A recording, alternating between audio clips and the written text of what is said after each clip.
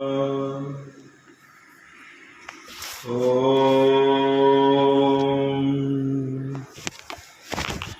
श्री वेदपुरुषाय नमः।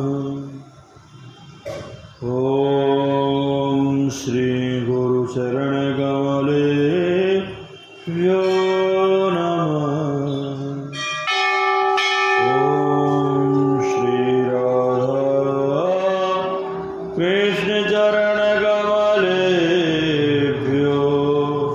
नमः। ॐ श्री उमा महेश्वर चरण कमलेभ्यो नमः।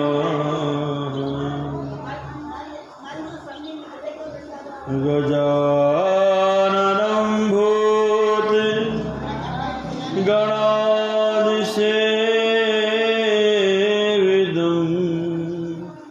कपित्थजम्बो फलचारुभक्षणम्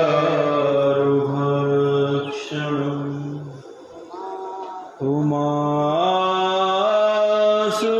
शोक विनाशिकारकं नमामि विघ्नेश्वर पाद पंकजम्। ध्येयं सदा परिभवग्न मवीष्टिदोहं तीर्थास्पदं शिवविरञ्चि नुतं शरणं। हृद्यार्तिहं प्रणतपाल भवाब्धिपोतं वन्दे महापुरुषते चरणार्णविन्दम्।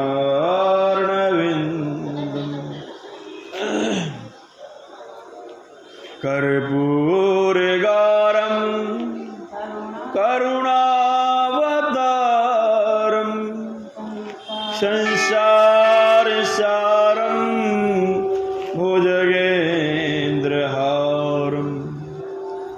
सदा वसन्तं हृदयालविन्दे भवं भवानी सहितं नमामि। बोलो गोविंद भगवान की, शंकर भगवान की, शिव महापुराण की।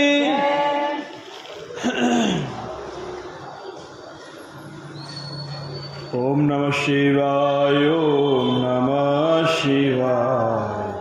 हरे हरे भोले नमः शिवाय, ओम नमः शिवाय, ओम नमः शिवाय।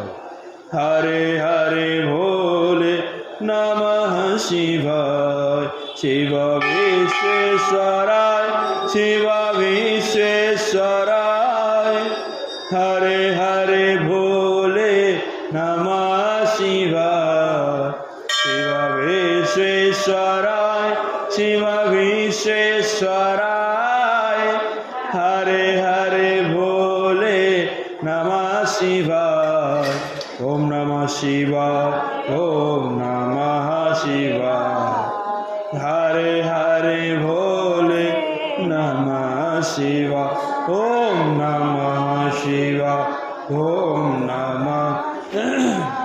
हे हरे हरे भोले नमः शिवाय। शिव बागाम्बराय, शिव बागाम्बराय। हरे हरे भोले नमः शिवाय। शिव बागाम्बराय, शिव बागाम्बराय। हरे हरे भोले नमः शिवाय। ओम नमः शिवाय, ओम नमः शिवाय। हरे हरे भोले नमः शिवाय। शिव भस्म रमाय, शिव भस्म रमाय। हरे हरे भोले नमः शिवाय। शिव भस्म रमाय शिव भस्म रमाय हरे हरे भोले नमः शिवाय। ओम नमः शिवाय ओम नमः शिवाय। हरे हरे भोले नमः शिवाय। ओम नमः शिवाय ओम नमः शिवाय। हरे हरे भोले नमः शिवाय। शंकर भगवान की जय। प्यारे सज्जनों, हम सभी लोग शिव महापुराण के अंतर्गत विद्येश्वर संगीता का व्याख्यान श्रवण कर रहे हैं, जिसमें हम सभी लोगों ने श्रवण, कीर्तन और मनन की परिभाषा को सुना, जिसमें जाना कि श्रवण करना, श्रवण के बाद कीर्तन करना और कीर्तन के बाद उसका चिंतन करना अर्थात मनन करना। इस शिव साधना में बहुत ही महत्वपूर्ण है। लेकिन आज शौनक आदर्शियों ने पुनः प्रश्न किया महाराज सूत जी से कि महाराज मुझे ये बताने की कृपा करें, जो ये तीनों कार्य ना कर पाए, मतलब सुन भी ना पाए, कीर्तन न कर पाए, चिंतन न कर पाए, तो उसे मुक्ति कैसे प्राप्त होगी? उसकी भक्ति, भगवान शिव की कृपा, भगवान शिव उसे कैसे प्राप्त होंगे? ऐसा कौन सा उपाय किया जाए जिससे कि भगवान शीघ्र ही उस पर प्रसन्न हो, कृपा करें, भगवान शिव की इस विधाओं की प्राप्ति हो जाए? सूर्य जी कहते हैं ऋषियों, तुम्हारा जो है प्रश्न है बहुत ही सुंदर है। जो श्रवण, कीर्तन और अर्थात मनन, चिंतन नहीं कर पाते हैं, वह भगवान शिव की पूजा करें। शिव भगवान की पूजा लिंग रूप में और मूर्ति रूप में, दोनों रूप में होती है। तो दोनों पूजाएं आपको वही फल देंगी, चाहे आप लिंग रूप में पूजा करो भगवान शिव की, और चाहे आप जो है मूर्ति रूप में पूजा करो। सबसे पहले शिवालय जाएं। शिवालय में जाकर के अपनी धन राशि के अनुसार भगवान को सर्वस्व अर्पण कर दें। यथाशक्ति जो भी आपके पास में हो भगवान को अर्पित करें। प्रभु ये सब आपका ही दिया हुआ है, सब कुछ दीना आपने भेंट करूं क्या नाथ। प्रभु सब कुछ आपने ही दिया है, मैं आपको क्या दे सकता हूं। प्रभु जो कुछ है ये सब मैं आपको अर्पित कर रहा हूं। और पुनः उसे प्रसाद रूप में आप ग्रहण कर सकते हैं। प्रसाद रूप में, ध्यान देना, प्रसाद रूप में आप पुनः उसे ग्रहण कर सकते हैं। अगर धन राशि है तो उसका फिर उचित ही खर्चा करें, क्योंकि वह आपकी नहीं है, भगवान ने आपको प्रसाद रूप में दी है। तो जब प्रसाद रूप में कोई चीज़ आपको यदि प्राप्त हो तो उसका सदुपयोग करना चाहिए, उसका दुरुपयोग ना हो। भगवान का षोडशोपचार पूजन करें। गंध, पुष्प, धूप, दीप, पुआ, शाक व्यंजनों से भली भांति भगवान को भोग लगाएं। जो भी आप जैसी सामर्थ्य हो वैसे भगवान को आपको भोग लगाना चाहिए। भोग में सुंदर सुंदर पकवान अपने हाथ से ही बनाने चाहिए। ध्यान दें, आज का समय ऐसा चल रहा है कि हर काम होटल से हो जाता है। तो भगवान को यदि कुछ चढ़ाना भी है तो वहाँ होटल से खरीद लाते हैं, भगवान को चढ़ा देते हैं आकर के। लेकिन ऐसा नहीं, भगवान को यदि आपको कुछ भी व्यंजन का भोग लगाना है, कोई शाक, कोई आपको सब सुंदर व्यंजन या कोई सब्जी या कोई पूड़ी वगैरह, तो ये आपको होटल से लेकर के नहीं आनी है। अपने स्वपाक अर्थात अपने ही हाथों से उसका निर्माण करना है, पकाना है और फिर भगवान को भोग लगाना है। भगवान की राजस्वोपचार भी पूजन हुआ करता है, जिसमें छत्र, ध्वजा, चावल, व्यंजन आदि भगवान का पूजन करना चाहिए। अंत में भगवान को दक्षिणा, बाद को प्रदक्षिणा और बाद को नमस्कार आज से भगवान का नित्य पूजन करना चाहिए। आवाहन से लेकर के विसर्जन तक। ध्यान देना, यदि आप शिवालय में जाते हो तो वहाँ पर आह्वान आप करने की आवश्यकता नहीं है, क्योंकि भगवान वहाँ पहले से आपकी प्रतीक्षा कर रहे हैं कि मेरा शिव भक्त, मेरा भक्त आ रहा होगा और अभी मेरा पूजन करेगा करके। तो यदि आप लिंग निर्माण रोज करते हैं, प्रतिदिन करते हैं, तो उसमें आह्वान करना होता है। तो आह्वान से लेकर के विसर्जन तक नित्य पूजन करना चाहिए। इसमें यदि आपको मंत्र नहीं पता है कि किस वस्तु को चढ़ाते समय किस मंत्र का उपयोग करना चाहिए, तो भगवान शिव का पंचाक्षर मंत्र सभी लोग जानते हैं, ओम नमः शिवाय। अगर इस मंत्र के द्वारा आप किसी वस्तु को चढ़ाते हैं, भगवान को अर्पित करते हैं, तो भगवान शिव जी उस वस्तु को ग्रहण कर लेंगे। तो वस्तु को चढ़ाते समय यदि आपको मंत्र ना पता हो तो कोई दिक्कत नहीं है, केवल एक ही मंत्र याद कर लीजिए, ओम नमः शिवाय। इस मंत्र के द्वारा या शिवाय नमः, ये पंचाक्षर मंत्र ही है, ओम शिवाय नमः। बस अंतर इतना है कि भगवान शिव नाम में जो नमः शब्द लगा हुआ पीछे लगाया गया पंचम विभक्ति के साथ में, ओम शिवाय नमः। यदि किसी भी नाम के, किसी भी देवता के नाम के पंचम विभक्ति के साथ में नमः जोड़ दिया जाता है तो वह मंत्र हो जाता है। जैसे आपने कहा ये सूर्य भगवान है, अब आपने पंचम विभक्ति का इसमें उपयोग करेंगे तो सूर्य की जगह सूर्याय हो जाएगा। क्या हो जाएगा? सूर्याय। और नमः जोड़ दोगे तो क्या हो जाएगा? यह एक मंत्र का निर्माण हो जाएगा अपने आप।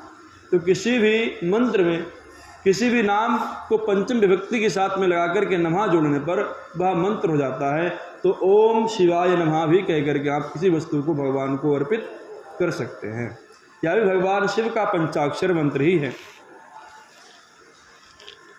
जिस प्रकार से भगवान शिव की पूजा करता है लिंग रूप में या फिर मूर्ति रूप में, भगवान शिव उस पर बहुत शीघ्रता से प्रसन्न होते हैं और उसे समस्त सिद्धियां प्राप्त हो जाती हैं। पहले भी श्री सूत जी कहते हैं ऋषियों, ये मैं बात पहली बार नहीं कह रहा हूँ, ऐसा हो चुका है, इसके कई प्रमाण हैं और लोग भगवान शिव की पूजा करके इस भवसागर से मुक्त हुए हैं। तभी मैं बात बता रहा हूँ आपको, और बल्कि मुझ में कहने की ऐसी सामर्थ्य क्या है, ये तो मुझे गुरु जी के द्वारा जो मुझे प्राप्त हुआ वो मैंने आपको बताया।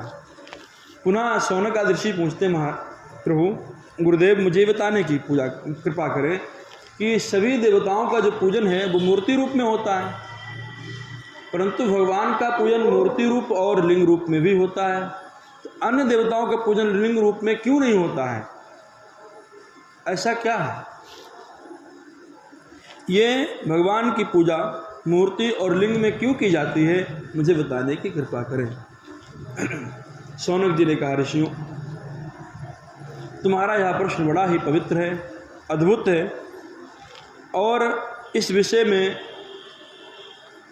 कहने की सामर्थ्य मुझ में नहीं है, परंतु इसके जो वक्ता हैं वह महादेव ही हैं स्वयं। ये जो बात हम बताने जा रहे हैं ये महादेव ने हमारे गुरुदेव से कही थी, व्यास जी से कही थी। तो जो उन्होंने कहा था वह मैं तुम्हें बता रहा हूँ, उसे बहुत ध्यान से सुनो। मैंने गुरु जी के मुख से सुना है कि केवल मात्र इस संपूर्ण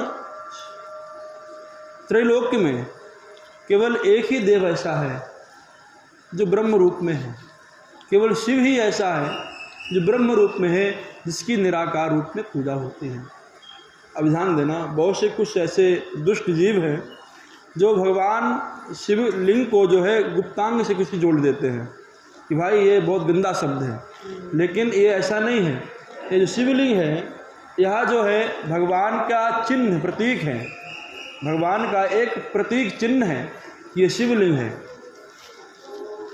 तो ये निरंकार भगवान का स्वरूप है। इसमें भगवान का आप देखना हाथ पैर मुंह आदि का निर्माण नहीं होता है।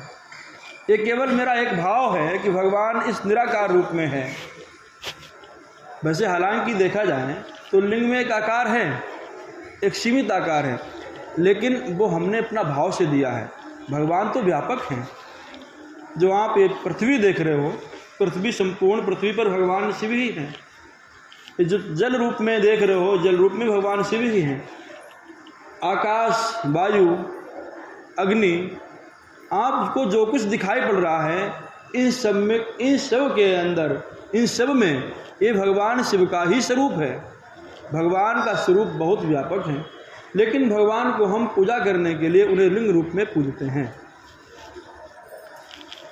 और भगवान ही साकार रूप में है, इसीलिए भगवान का हम जो मूर्ति है उसका पूजन करते हैं। अर्थात भगवान शिव ही निरंकार और साकार दोनों रूपों में विद्यमान है। साकार रूप में भगवान शिव हैं, इसलिए मूर्ति रूप में पूजा करते हैं। और भगवान ब्रह्म रूप में विद्यमान है, मतलब व्यापक रूप में विद्यमान है। संपूर्ण त्रैलोक्य के हर कण में, हर कण में नहीं, हर कण ही भगवान शंकर का स्वरूप है, इसलिए उन्हें निरंकार रूप में हम लोग पूजते हैं। ये भगवान का स्वरूप, ये ब्रह्म स्वरूप है, इसमें कोई आकार नहीं है। यह भगवान का व्यापक स्वरूप है। श्री शौनक जी कहते हैं, ऋषियों, एक बार यही बात जो आज तुमने मुझसे पूछी है कि भगवान की लिंग रूप में पूजा क्यों होती है, यही बात ब्रह्मा के पुत्र सनत कुमारों ने नंदकेश्वर महाराज से पूछा था। तो नंदकेश्वर जी ने कहा था कि सनत कुमारों, ऋषियों, मुझमें इतनी सामर्थ्य नहीं है कि मैं महादेव के रूप का, महादेव के कीर्ति का वर्णन कर सकूं, फिर भी यथासंभव करने की कोशिश करूंगा, क्योंकि महादेव तो बहुत व्यापक है। इस त्रैलोक चराचर जगत में जो कुछ आपको दिखाई पड़ रहा है चल अचल रूप में, सब कुछ महादेव ही तो हैं। ये जो मूर्ति है ये भगवान का साकार रूप है। इसमें भगवान के हाथ, पैर, नाक, मुख, आपको सब कुछ दिखाई पड़ता है। यह भक्तों के भाव के द्वारा बनाई गई है। ध्यान देना, किसने भगवान शिव को देखा है क्या? पुराणों में जैसा वर्णन किया गया है, अगर भगवान वैसे ही यदि कहीं मिल जाएं, ध्यान देना, तो भी शायद एक बार आप उन्हें ना पहचान पाओ, या हो सकता है उन्हें आप देखने में सामर्थ्य ना हो पाओ, आप डर जाएं कि भगवान का स्वरूप बहुत विकराल है। भगवान का स्वरूप जो पुराणों में वर्णन किया गया है, भगवान का जो स्वरूप है वह 5 मुख वाला है और हर मुख में 3 नेत्र हैं। भगवान की जटाएं संपूर्ण ब्रह्मांड में फैली हुई हैं, ऐसा बताया गया है। संपूर्ण आकाश में, संपूर्ण आकाश गंगा को आच्छादित करती हैं। अब ध्यान देना, जिस आकाश गंगा को भगवान की जटाओं ने आच्छादित मतलब रोक रखा है, उसकी केवल एक बूंद आकर के पृथ्वी पर गिरती है और यहाँ पर समुद्रों का निर्माण हो जाता है, तो वह भगवान कितना विशाल होगा। उसकी जरा विशाल की कल्पना कीजिए कि जिस भगवान के जटाओं में आकाश गंगा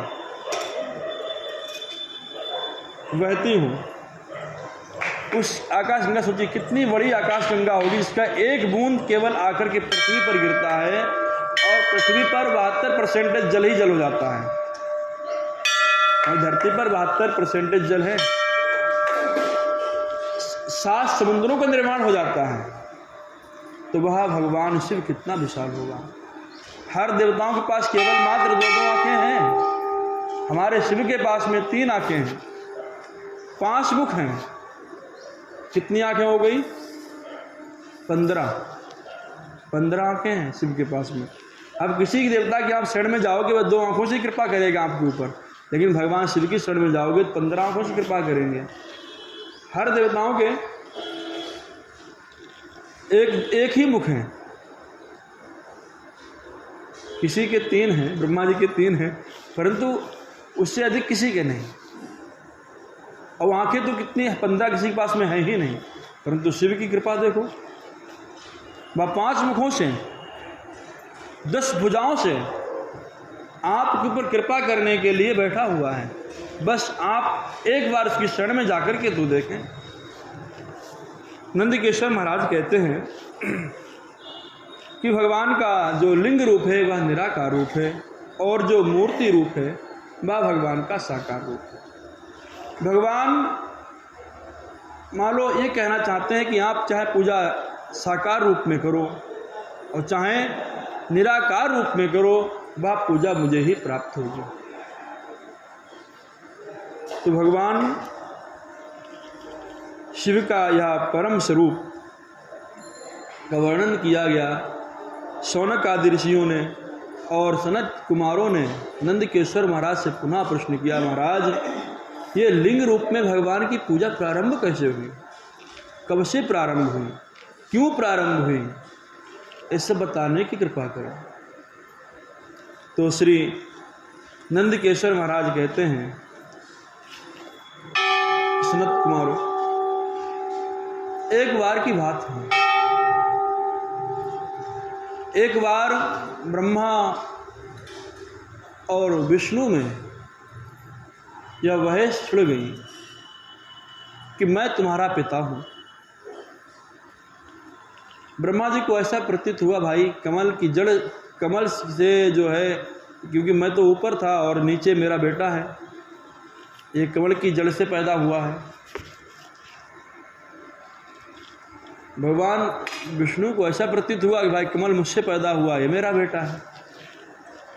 तो कहने का से ब्रह्मा और विष्णु में ऐसा बहस हुआ कि हम तुम्हारे पिता हैं, तुम हमारे बेटा हो। ब्रह्मा जी कह रहे थे, विष्णु जी कह रहे थे, भाई तुम हमारे बेटा हो, हम तुम्हारे पिता हैं। ये बहस छिड़ गई आपस में। जब ये बहस आपस में हुई तो इनका आपस में धीरे धीरे युद्ध प्रारंभ हो गया। बहस को लेते करते करते धीरे धीरे युद्ध, पहले तो बात होती है, पहले तो तर्क होता है, बात होती है, फिर तर्क के बाद धीरे धीरे कुतर्क होने लगता है। तो वही हाल हुआ कि पहले तो बातचीत चलती रही, जब बात से समाधान नहीं हुआ तो बात धीरे धीरे विवाद में बदल गई, वही बात धीरे धीरे विवाद में बदल गई और दोनों में आपस में विवाद होने लगा। उस वक्त भगवान ने प्रथम बार, ध्यान देना, प्रथम बार भगवान ने लिंग रूप में प्रकट हुए थे उन दोनों के मध्य में, और वह लिंग स्वरूप जो भगवान का था इतना ज्योतिर्मय था, इतना ज्योतिर्मय था, उससे करोड़ों सूर्यों का प्रकाश निकल रहा था।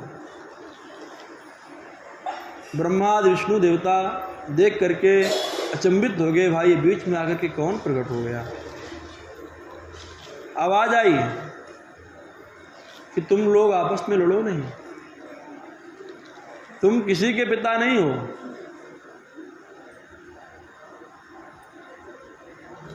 पिता तो हम हैं। और संसार में उसकी पूजा होगी जो इस लिंग रूप, जो लिंग आपके सामने प्रकट हुआ है, लिंग स्वरूप, इसका जो आदि और अंत, मतलब प्रारंभ और इसका अंत ढूंढ करके आएगा, उसकी पूजा, जो पहले ढूंढेगा उसकी पूजा होगी। ब्रह्मा जी ने कहा ठीक है भाई हम ऊपर जाते हैं, विष्णु जी ने कहा ठीक है हम नीचे जाते हैं। ब्रह्मा जी ऊपर जाने लगे, चलते चले गए, लेकिन उसका आता पता कुछ भी नहीं प्राप्त हुआ कि कहाँ पर इसका जो है छोर है। हजारों वर्ष तक ऊपर जाते रहे, जब नहीं मिला तो लौट करके पुनः वहीं पर आने लगे जहाँ पर ये वार्ता हुई थी। विष्णु जी नीचे जाने लगे, उन्हें भी हजारों वर्ष लगे, लेकिन जब उन्हें भी नहीं पता चला कि इसका जो है अंत कहाँ पर है तो वो भी ऊपर आने लगे। दोनों देवता उसी स्थान पर आ रहे थे। ब्रह्मा जी ने मन के अंदर विचार किया कि भाई ऐसा है, अगर मैं ढूंढ तो नहीं पाया हूँ, पता नहीं कि उसने ढूंढ ना लिया हो, तो जल्दी लौट के चलते हैं और दो गवाह साथ में ले लेते हैं। सच्चाई को कभी गवाह की आवश्यकता नहीं पड़ती है, सच तो सच है। अगर आपको सच के खातिर कभी कोई दुख भी सहना पड़ा है, सच के खातिर कभी आपको कोई परेशानी उठानी पड़ी है, कोई आपको सजा बोली गई है, तो वो केवल मात्र इसी जन्म के लिए है, आप आदि अनंत के हैं। लेकिन आपका जो आने वाला समय होगा वह बहुत ही सुंदर होगा। झूठ को हमेशा गवाह की आवश्यकता होती है, सहारे की आवश्यकता होती है। झूठ विकलांग है और सच अपने दोनों पैरों पर खड़ा हुआ है। तो उस वक्त ब्रह्मा जी ने विचार किया कि चलो ऐसा करते हैं कि उन्हें झूठ बोलना था, अपने झूठ को प्रमाणित करने के लिए उन्होंने विचार किया कि एक दो गवाह ले लेते हैं साथ में चल करके, जिससे कि हमारी बात सच साबित हो जाएगी वहाँ। तो सबसे पहले केतकी के पुष्प को गाय को अपना गवाह बनाया कि भाई चलो हमारे साथ में, अगर हम जगत पूज्य होंगे तो आपकी भी कुछ पूजा होगी। कुछ लालच दिया उनको, भाई झूठी गवाही कौन देने जाएगा। हाँ, तो गवाह भी लालच में ही कुछ ना कुछ काम करते हैं लोग। केतकी के पुष्प को कहा कि भाई अगर हम जगत पूज्य बनेंगे तो आपके ऊपर भी कुछ ऐसी कृपा होगी जो आप भी जगत पूज्य हो जाएंगे। गाय को और केतकी को लेकर के उसी स्थान पर आए जहाँ वार्ता हुई थी। पुनः जब आकाशवाणी हुई कि भाई बताओ कि क्या आपने मेरा वह स्थान प्राप्त किया जिसके लिए आप खोजने के लिए निकले थे। तो भगवान सबसे पहले विष्णु ने मना कर दिया कि भाई प्रभु, मैंने वह स्थान आपका नहीं खोज पाया जिसके लिए जो आपने मुझे लक्ष्य दिया था, उस लक्ष्य को हमने प्राप्त नहीं कर पाया, हम ऐसे ही लौट आए हैं। ब्रह्मा जी ने कहा भाई ऐसा है, हमने पहले ही कहा था कि इनमें कुछ भी सामर्थ्य नहीं है। सामर्थ्यवान तो हम हैं क्योंकि हमने वह स्थान खोज लिया है। अब आप भगवान से ही झूठ बोलो तो क्या आप झूठ बोल सकते हो? जो सर्वत्र हो, जो व्यापक रूप में विद्यमान हो। व्यापक समझ रहे हो बात को? व्यापक मतलब होता है जो हर जगह विद्यमान हो। आप यहाँ तब भी, घर पे हैं तब भी, मतलब जो आप में, आपके बाहर भी, जो सर्वत्र विद्यमान हो, से आप क्या झूठ बोल सकते हो? तो भगवान से ही झूठ बोला ब्रह्मा जी ने कि भाई हमने तो खोज लिया है। यदि आप लोगों को मेरी बात पर विश्वास ना हो तो हमारे साथ में 2 गवाह और लगे हुए हैं पीछे से, इनसे पूछ लो। पूछा गया भाई। सबसे पहले केतकी के पुष्प से पूछा, बताओ क्या इन्होंने वह स्थान खोज लिया? केतकी के पुष्प ने कहा हाँ महाराज, मैं भी वहीं से चल करके आ रहा हूँ। गाय से पूछा, देवी तुम बताओ, तुम तो धर्म की माँ हो, तुम्हारा पुत्र अर्थात बछड़ा या बैल, तुम्हारा बैल हमारे हर स्थान पर उपस्थित रहता है। जब कोई भक्त हमारी पूजा करने के लिए जाता है तो सबसे पहले मुझे ही प्रणाम करता है। सबसे पहले नंदीश्वर महाराज को ही प्रणाम करना चाहिए, नंदीश्वर को ही प्रणाम करना। तुम बताओ क्या खोज लिया? उसमें गाय ने झूठ बोल दिया। हाँ महाराज, इन्होंने खोज तो लिया है, लेकिन उसमें कुछ संशय से उन्होंने प्रकट कर दी, इससे भगवान थोड़ा उस पर ज़्यादा क्रोधित नहीं हुए गाय पर। भगवान ने कहा ब्रह्मा, तुम जगत पूज्य होकर के भी, जगत पूज्य होना चाहते हो, संसार की सृष्टि की रचना करते हो और इतना बड़ा झूठ बोलते हो, तो शर्म नहीं आती? तुम पूजने के लायक नहीं हो। और नारायण, आज से तुम्हारा नाम एक होगा सत्य नारायण, क्योंकि तुमने सत्य का सहारा लिया है, तुमने झूठ नहीं बोला है। हमारा विस्तार तो इतना है जो ना तुम खोज सकते ना तुम खोज सकते थे। और केतकी के पुष्प से कहा, अरे दुष्ट, तो झूठ का सहारा देते हुए, साथ देते हुए शर्म नहीं आई? आज से तू मेरी पूजा से विमुख हुआ। यदि मुझे कोई चढ़ा देगा तो उसे 1000 गाय मारने का पाप लगेगा, गौवध का पाप लगेगा उसे 1000। केतकी का पुष्प और गाय से कहा कि तुम्हारा जो पुत्र हमारी पूजा में हमेशा उपस्थित रहता है, संसार की सेवा करता है, तुम्हारी सर्वत्र पूजा होती है, फिर भी तुमने ब्रह्मा जी का साथ दिया, इसलिए तुम्हारा जो मुख इसने झूठ बोला है, तुम्हारा मुख आज से पूजनीय नहीं होगा। ध्यान देना, गाय का पूंछ पकड़ के इसीलिए गाय का दान करते हैं, गाय का मुख पकड़ के दान नहीं किया जाता है। गाय के पृष्ठ भाग में ही देवताओं का निवास है, मुख भाग में देवताओं का निवास नहीं है, क्योंकि गाय ने झूठ का सहारा लिया मुख के द्वारा। तो इस प्रकार भगवान शिव ने गाय को और केतकी के पुष्प को और ब्रह्मा को दंडित किया। बड़े ये लोग भगवान जब इनसे रुष्ट हुए तो भगवान रुष्ट होने के बाद चिंता में पड़ गए। उस वक्त भगवान शिव की वहीं पर भगवान नारायण ने ब्रह्मा जी ने क्षमा याचना के रूप में पूजा की, और वह समय था शिवरात्रि का, जो हम लोग मनाते हैं। फाल्गुन महीने के पक्ष की त्रयोदशी तिथि थी।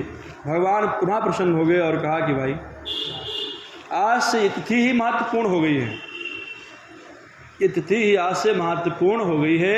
इस तिथि में यदि कोई भी मेरी पूजा करेगा, वो साल भर पूजा मेरी ना भी कर पाए तो कोई बात नहीं है, लेकिन केवल मात्र इस शिवरात्रि के दिन अर्थात फाल्गुन कृष्ण पक्ष त्रयोदशी के दिन कोई भी मेरी पूजा करता है तो मैं उसे सर्वस्व दान कर दूंगा, सर्वस्व दे दूंगा।